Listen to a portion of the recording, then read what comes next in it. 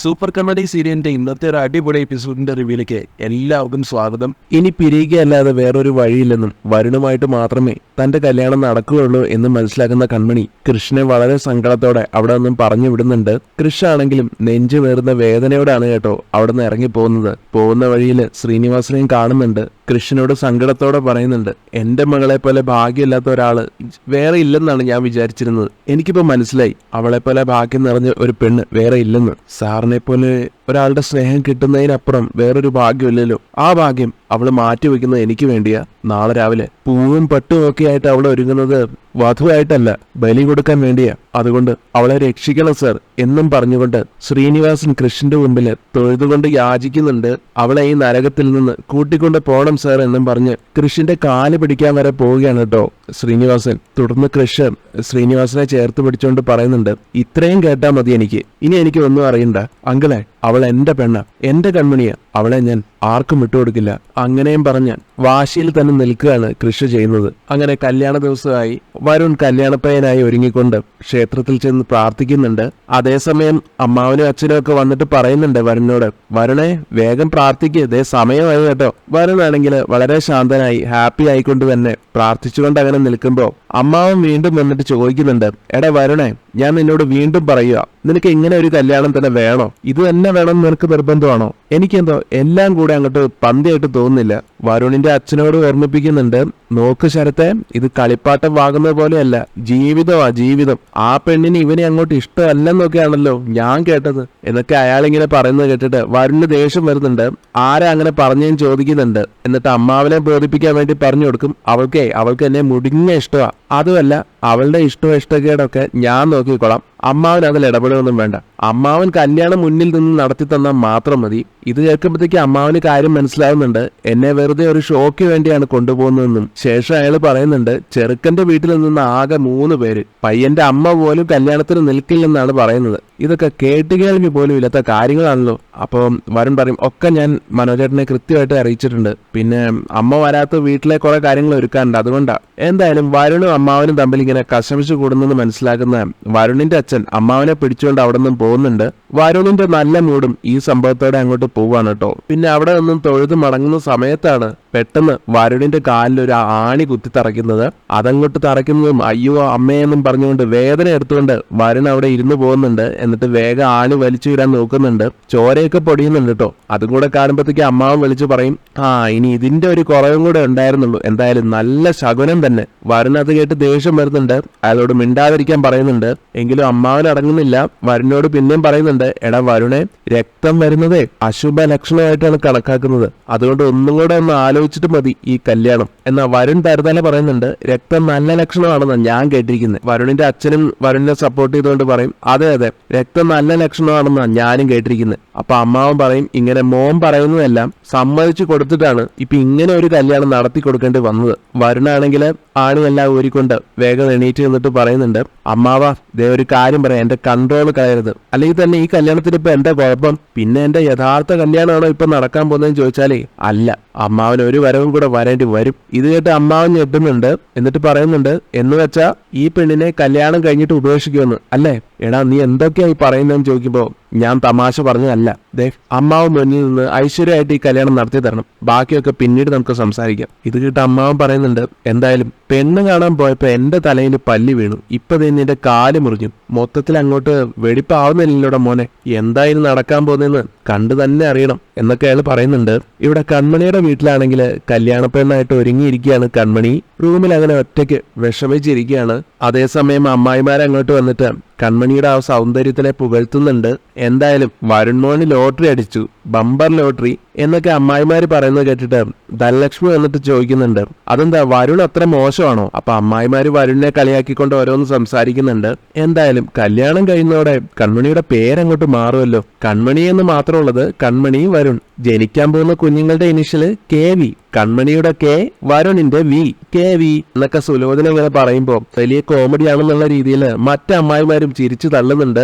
ധനലക്ഷ്മി കൺമണിയോട് പറയും, എടി ഇതിന്റെ ഭാഗ്യമാണ് ആ കൃഷി ഒഴിഞ്ഞു പോയത്, അല്ലെങ്കിലും ഈ പണക്കാർക്കൊക്കെ പ്രധാനം പണം തന്നെയാ.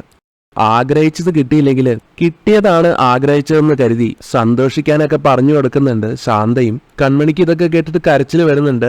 അത് മനസ്സിലാക്കുന്ന സുലോചന, എന്താ കൺമണി ഇനി കരയുവാണോ? അപ്പൊ ധനലക്ഷ്മി പറയും, കരയണം, കല്യാണം കഴിഞ്ഞ് വരുണിന്റെ കയ്യും പിടിച്ച് അവന്റെ വീട്ടിലോട്ട് പോകാൻ ഇറങ്ങുമ്പോ കരയണം, കരച്ചിൽ വന്നില്ലെങ്കിൽ കരയണം, ശ്രീനിയേട്ടനെ കെട്ടിപ്പിടിച്ച് കരയുന്ന പോലെ അഭിനയിച്ചോണം. അപ്പോഴും അത് വീഡിയോ പിടിച്ച് ഫോണിൽ എടുത്തു കഴിഞ്ഞാൽ സോഷ്യൽ മീഡിയയിലൊക്കെ പബ്ലിഷ് ചെയ്താ അതിപ്പോ ഒരു ട്രെൻഡാണെന്നേ. അതിനോടൊപ്പം ഒരു പാട്ടും കൂടെ ഇടണം, സൂര്യനായി തഴുകി ഉണർത്തും ഒരച്ഛനെയാണ് എനിക്കിഷ്ടം, അതിട്ടാൽ പൊളിക്കും, കുറെ ലൈക്കും കിട്ടും. ഇങ്ങനെയൊക്കെ പറഞ്ഞ് കൺമണിയുടെ സങ്കടം കണ്ടില്ലാന്ന് നടിച്ചുകൊണ്ട് അമ്മായിമാരും ധനലക്ഷ്മിയും ഒക്കെ പെരുമാറുന്നുണ്ട്. ഇതിന്റെ ഇടയിൽ ധനലക്ഷ്മി സ്വകാര്യമായിട്ട് കല്യാണം കഴിഞ്ഞാലേ ആ സ്വർണ്ണമൊക്കെ ഊരി എന്റെ കയ്യിൽ തരണേ എന്നിങ്ങനെ പറയുമ്പോ അത് കേൾക്കാനിട വരുന്ന സുലോചന, സ്വർണം നമുക്കുള്ളതാണെന്ന് ഇവൾക്ക് അറിയില്ലല്ലോ എന്ന് ഭാമയോട് സ്വകാര്യത്തിൽ പറയുന്നുണ്ട്. അപ്പോഴേക്കും വരുണും വീട്ടുകാരും എത്തിച്ചേരുന്നു. വരുൺ വന്നെന്ന് മനസ്സിലാക്കുന്നതും ധനലക്ഷ്മിയും ആ വരുണും വീട്ടുകാരും വന്നെന്ന് പറഞ്ഞ് മുറ്റത്തേക്ക് ഓടി ചെല്ലുന്നുണ്ട്. അമ്മായിമാരാണെങ്കിലും നമുക്കും ഈ ഒഴുക്കിന്റെ കൂടെ അങ്ങോട്ട് നീന്താം, വരുണെങ്കിൽ വരുൺ എന്നും പറഞ്ഞിട്ട് അവരും അങ്ങോട്ട് പോകുന്നു. എല്ലാവരും പോയി കഴിയുമ്പോൾ ശ്രീനിവാസൻ വന്നിട്ട് കൺമണിയോട് പറയും, മോളെ ഒരപേക്ഷയുമായിട്ടാണ് ഈ അച്ഛനിപ്പോ വന്നിരിക്കുന്നത്. ഒരച്ഛനൊരിക്കലും പറയാൻ പാടില്ലാത്തതാ, ഒരിക്കലും ഈ വിവാഹം നടക്കാൻ പാടില്ല. കൺമണി ഇത് കേട്ട് ഞെട്ടി എണീക്കുന്നുണ്ട്. എന്നിട്ട് എന്താന്ന് ചോദിക്കുമ്പോ നിന്റെ കഴുത്തില് താലി കെട്ടേണ്ടത് വരുണല്ലാന്ന് ശ്രീനിയും പറയുകയാണ് കേട്ടോ കൺമണിയോട്. അതിനുശേഷം വരുണിനെ സ്വീകരിച്ച് അകത്തേക്ക് കൊണ്ടുപോവുകയാണ് മനോജ്. ആണി കുത്തിക്കയറിയതിന്റെ വേദനയില് നടക്കാൻ ചെറിയ ബുദ്ധിമുട്ട് വരുൺ അടിക്കുമ്പോ കാലിന് എന്ത് പറ്റിയെന്ന് ചോദിക്കുന്നുണ്ടോ മനോജ്. അപ്പൊ അമ്മാവും പറഞ്ഞു കൊടുക്കും, ലക്ഷണക്കേട്, ഇന്ന് അമ്പലത്തിൽ വെച്ച് ഇവന്റെ കാലിന് ഒരു ആണി കയറി. എന്നാൽ ധനലക്ഷ്മി അത് കേട്ടുകൊണ്ട് പറയും, ഒരു കണക്കിന് അത് നന്നായി, വലുതെന്തോ വരാനിരുന്നത് ഒരാണിയിൽ തീർന്നല്ലോ. ശേഷം വരുണിനോട് സ്വകാര്യത്തിൽ പറയാണ്, മോനെ വരുണെ, നീ പറഞ്ഞതെല്ലാം ഏട്ടത്തി ചെയ്തിട്ടുണ്ട്, 10 മിനിറ്റ് കൂടെ കഴിഞ്ഞാലേ കല്യാണം. അതൊക്കെ കേട്ട് വരുണൻ ചിരിക്കുന്നു. അപ്പോഴേക്കും അമ്മായിമാര് വന്നിട്ട് വരുൺ മോനെ എന്നിങ്ങനെ സ്നേഹത്തോടെ വിളിക്കുമ്പോ വരുൺ അവരുടെ അടുത്തേക്ക് ചെല്ലുകയാണ്. സുലോചന പറയുന്നുണ്ട് വരുണോട്, കൺമണിയെ ഒരിക്കൽ നല്ല കുട്ടപ്പി ആക്കിയിട്ടുണ്ട്, പിന്നെ കല്യാണം കഴിഞ്ഞ ആ 101 പവന്റെ കാര്യം ഓർമ്മ വേണം എന്നിങ്ങനെ ഓർമ്മിപ്പിക്കുമ്പോ അതൊക്കെ നിങ്ങൾക്ക് തന്നെ ഉള്ളതാണെന്ന് ഉള്ള രീതിയിൽ വരുൺ ഒന്ന് അമർത്തി മൂളുന്നുണ്ട്. അതിനുശേഷം വരുൺ പോലീസുകാരോട് ചെന്ന് ചോദിക്കുന്നൊക്കെയുണ്ട്, അനിരുദ്ധൻ സാറ് വന്നില്ലേന്ന്. Aniruddh sir on the way എന്ന് അവരെ അറിയിക്കുമ്പോ അത് കേട്ട് ഒന്നുകൂടെ സന്തോഷമാവുന്നുണ്ട് വരുണിന്. എന്നാൽ ഗോകുലിന്റെ മുഖത്ത് ദുഃഖമാണ്. വരുണിന്റെ അച്ഛൻ വരുണിനോട് ചോദിക്കുന്നുണ്ട്, നീ എന്തിനാ CA അന്വേഷിക്കുന്നത്, നിനക്ക് പേടിയുണ്ടോ? അപ്പൊ വരുൺ പറയും, പേടിയോ, എന്ത് പേടി? അപ്പൊ ഇതിന്റെ ഇടയിൽ വരുണിന്റെ അമ്മാവൻ വന്ന് പറയുന്നുണ്ട്, ഇതൊരു കല്യാണ വീടാണെന്ന് ആരെങ്കിലും എഴുതി വെച്ചാൽ പോലും ആരും വിശ്വസിക്കില്ല. അല്ല, രജിസ്ട്രാർ വന്നോ, ഇവിടുത്തെ ഒരുക്കങ്ങളൊക്കെ എന്തായി എന്നൊക്കെ അമ്മാവൻ ചോദിക്കുന്നത് കേട്ടിട്ട് എല്ലാം റെഡി ആയിട്ടുണ്ടെന്നും രജിസ്ട്രാർ സാർ ഇവിടെ ഉണ്ടെന്നും പറഞ്ഞ് അയാളെ പരിചയപ്പെടുത്തി കൊടുക്കുന്നുണ്ട് മനോജ് അവർക്ക്. തുടർന്ന് അയാൾ പറയുന്നുണ്ട്, എന്തായാലും ഇതുപോലൊരു കല്യാണം ഞാൻ നടത്തിയിട്ടില്ല. അയ്യേ, ആളും പേരും ഇല്ലാത്ത ഒരുമാതിരി അട്ടപ്പാടി കല്യാണം. അമ്മാവന്റെ വാചകോടി കേട്ട് വരുണിനെ സഹിക്കുന്നില്ല. ഒടുവിൽ വരുൺ തന്നെ അയാളെ മാറ്റി നിർത്തിക്കൊണ്ട് പറയുന്നുണ്ട്, ദേ മിണ്ടാതെ ഇവിടെ എല്ലാം ഇരുന്നോണം, മുഹൂർത്തത്തിനുള്ള സമയമായതുകൊണ്ട് പെണ്ണിനെ വിളിച്ചുകൊണ്ട് വരാൻ അയാൾ പറയുമ്പോ വരുണിനെ നമുക്ക് കയ്യിലെടുക്കണമല്ലോ, അതുകൊണ്ട് കൺമണിയെ നമുക്ക് തന്നെ ഇങ്ങോട്ട് കൂട്ടിക്കൊണ്ട് വരാമെന്നും പറഞ്ഞ് അമ്മായിമാര് വേഗം അകത്തേക്ക് കയറി പോകുന്നുണ്ട്. അതേസമയം മനോജ് ആണെങ്കിൽ ധനലക്ഷ്മിയോടും പറയുന്നുണ്ട് കൺമണിയെ ഇങ്ങോട്ട് വിളിച്ചുകൊണ്ട് വരാൻ.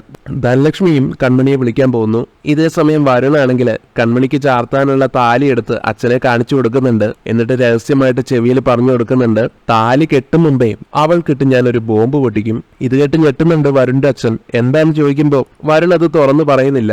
സമയമാകുമ്പോ കണ്ടാ മതി എന്നുള്ള രീതിയിലാണ് സംസാരിക്കുന്നത്. എന്നിട്ട് മനസ്സിൽ വിചാരിക്കുന്നുണ്ട്, എടി കൺമണി, എന്റെ താലി നിന്റെ കഴുത്തിൽ കെട്ടുന്നതിന് മുമ്പ് നിന്റെ കഴുത്തിൽ അവൻ കെട്ടിയ താലി ഇവിടെ വെച്ച് പരസ്യമായിട്ട് ഞാൻ അഴിപ്പിക്കും. നിന്റെ അച്ഛന്റെ ജീവിതം കെട്ടുപോകാതെ നീ നോക്കിക്കോ, നീ ജീവൻ പോയാലും അത് അഴിപ്പിച്ചിട്ടേ ഞാൻ താലി കെട്ടു എന്നിങ്ങനെ. അങ്ങനെ മുഹൂർത്തത്തിന് സമയമായെന്നും നീ വരാനും പറഞ്ഞ് കൺമണിയുടെ മുറിയുടെ കഥക് തട്ടി വിളിക്കുകയാണ് കേട്ടോ ധനലക്ഷ്മി. ശാന്ത പറയും, കൺമണി നീ വാതിൽ തുറന്നേ, ദേ നോക്ക്, വിളക്കും താരമൊക്കെ ആയിട്ട് ആരൊക്കെ നിൽക്കുന്നതെന്ന്. ഇതിനിടയിൽ വരുൺ കൂടെ വന്നിട്ട് പോലീസുകാരോട് ചോദിക്കുന്നുണ്ട്, CI വരാറായില്ലേ എന്ന്. ഓൺ ദ വേ ആണെന്ന് അവര് പറയുമ്പോഴാണ് വരുണിന് ആശ്വാസമാവുന്നത്. കൺമണിയുടെ കഥകിനിട്ട് മുട്ടിക്കൊണ്ടേ ഇരിക്കുകയാണ് ധനലക്ഷ്മി അമ്മായിമാരും ഒക്കെ ചേർന്നിട്ട്. കൺമണി എന്ത് ചെയ്തിട്ടും വാതിൽ തുറക്കുന്നില്ല. കൺമണിയെ വിളിക്കുന്നത് പുറത്തുനിന്ന് വരുണാണെങ്കിലും മനോജാണെങ്കിലും ഒക്കെ കേൾക്കുന്നുണ്ട്.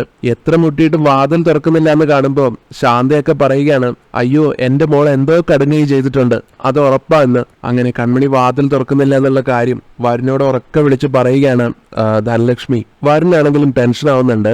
അനിരുദ്ധ് സാറിനോടൊന്ന് വേഗം വരാൻ പറയാൻ പറഞ്ഞ് പോലീസുകാരെ കൊണ്ട് ഫോൺ വിളിപ്പിക്കുന്നുണ്ട്. ധനലക്ഷ്മി അമ്മായിമാരും ആണെങ്കിൽ കൺമണിയുടെ വാതില് തട്ടിക്കൊണ്ടേയിരിക്കുകയാണ്. തുറക്കാൻ പറഞ്ഞ് അലമുറ ഇടുന്നുണ്ട് അവര്. അങ്ങനെ അവസാനം വാതില് തുറക്കുകയാണ് കേട്ടോ ചെയ്യുന്നത്. കൺമണി മാത്രമല്ല, കൂടെ കൃഷുണ്ട്. ഈ കാഴ്ച കാണുന്നതും ഗോകുലിനാണെങ്കിൽ പറഞ്ഞറിയിക്കാൻ പറ്റാത്ത സന്തോഷം. എന്നാ മറ്റുള്ളവരെല്ലാവരും ഒന്നടങ്കം ഞെട്ടിത്തരിച്ച് നോക്കി നിൽക്കുകയാണ്. കൃഷ് കൺമണിയെ ചേർത്ത് പിടിച്ച് അങ്ങനെ നിൽക്കുന്ന കാഴ്ച കണ്ടിട്ട് അമ്മായിമാർക്കാണെങ്കിലും ഒരുപാട് സന്തോഷമാവുന്നുണ്ട്. എന്നാൽ ധനലക്ഷ്മി വരുണിനോട് പോലീസിനെ വിളിച്ചു കൂവുന്നുണ്ട്. കൃഷ് വന്നെന്നും കൂടെ പറയുന്നത് കേട്ടിട്ട് വരുൺ വെപ്രാളത്തോടെ ഓടി ചെല്ലുന്നുണ്ട് അങ്ങോട്ടേക്ക്. ഇതിന്റെ ഇടയിൽ വരുൺ ഒന്ന് വീഴുന്നുണ്ട്. ഈ കാഴ്ച കണ്ട് പോലീസുകാർക്ക് ചിരി വരുന്നുണ്ട്. പക്ഷെ വരുണിന്റെ അച്ഛനും രജിസ്ട്രാറും ഒക്കെ ചേർന്നുകൊണ്ട് വരുണിനെ പിടിച്ച് എഴുന്നേൽപ്പിക്കുന്നുണ്ട്. എന്നിട്ട് തൽക്കാലം അവനെ അവിടെ പിടിച്ച് അടക്കിയിരുത്തുന്നുണ്ട്.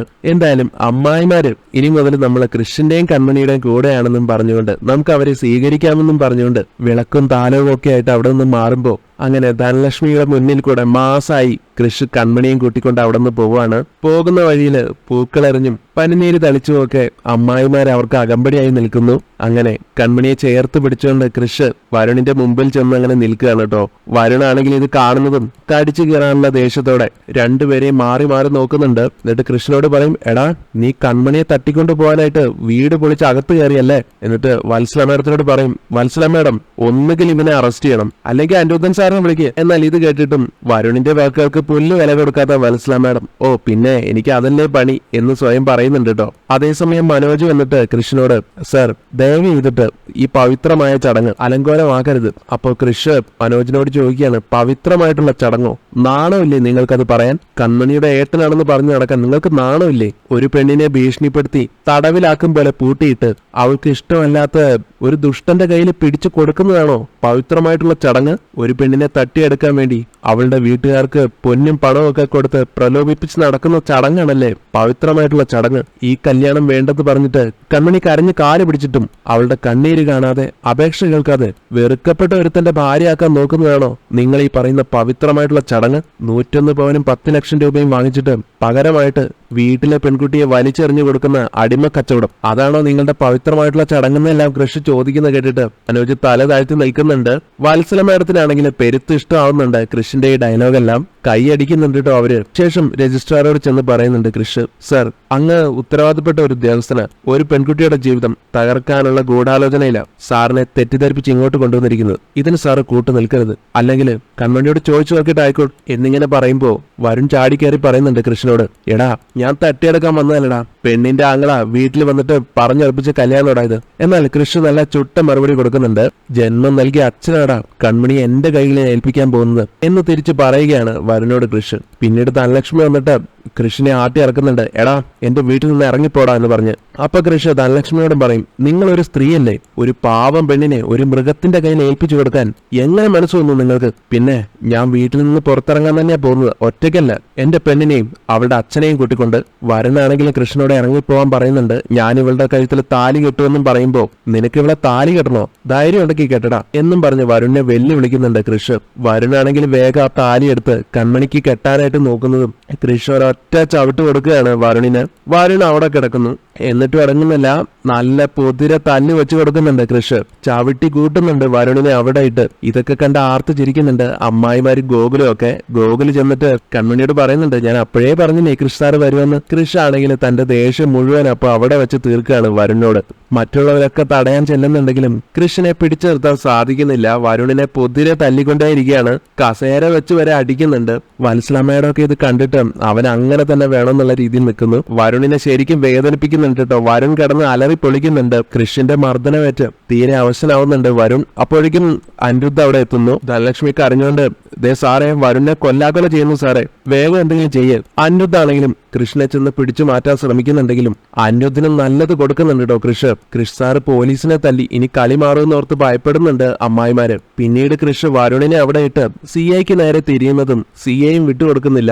ഇവനെ പിടിച്ച് അറസ്റ്റ് ചെയ്യാൻ പോലീസുകാരോട് വിളിച്ച് പറയുന്നുണ്ട്. അങ്ങനെ പോലീസുകാരെല്ലാവരും ബലപ്രയോഗത്തിലൂടെ കൃഷ്ണനെ അവിടെ നിന്നും കൊണ്ടുപോവാണ് കേട്ടോ ചെയ്യുന്നത്. വരുണിന് അത് കാണുമ്പോൾ സന്തോഷമാവുന്നുണ്ട്, ഉള്ളിൽ ചിരിക്കുന്നുണ്ട്. കൺമണിയും ശ്രീനിയും അമ്മായിമാരും ഗോകുലും ഒക്കെ കൃഷ്ണനെ പോലീസുകാർ കൊണ്ടുപോകുന്ന കണ്ടിട്ട് വിഷമിച്ചങ്ങനെ നിൽക്കുന്നിടത്താണ് ഇന്നത്തെ എപ്പിസോഡ് അവസാനിക്കുന്നത്.